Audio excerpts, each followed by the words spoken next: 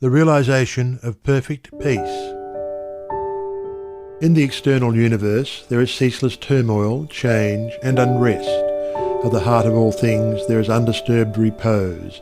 In this deep silence dwelleth the eternal. Man partakes of this duality, and both the surface change and disquietude and the deep-seated eternal abode of peace are contained within him. As there are silent depths in the ocean which the fiercest storm cannot reach, so there are silent holy depths in the heart of man which the storms of sin and sorrow can never disturb. To reach this silence and to live consciously in it is peace.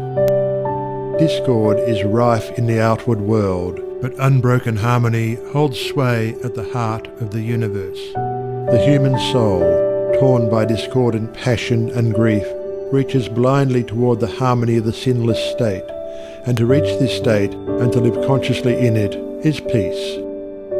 Hatred severs human lives, fosters persecution, and hurls nations into ruthless war, yet men, though they do not understand why, retain some measure of faith in the overshadowing of a perfect love, and to reach this love and to live consciously in it is peace.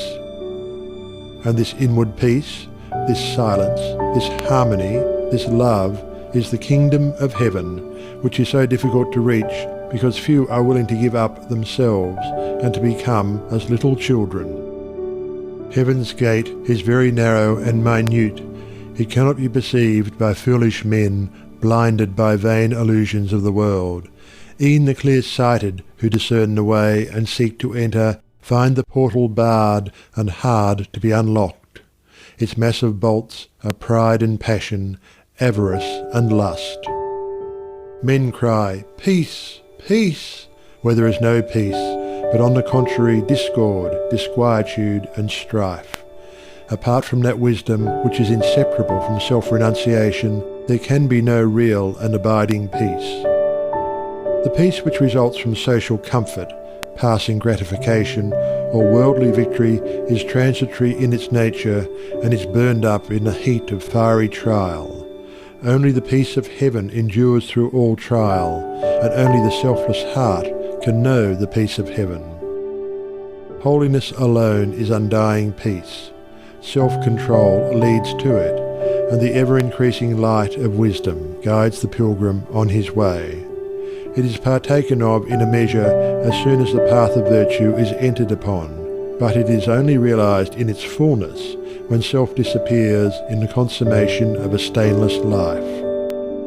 This is peace, to conquer love of self and lust of life, to tear deep-rooted passion from the heart, to still the inward strife.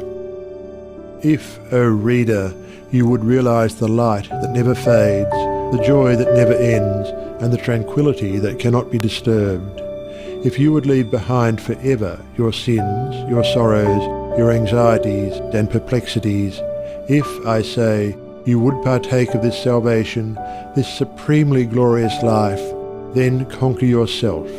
Bring every thought, every impulse, every desire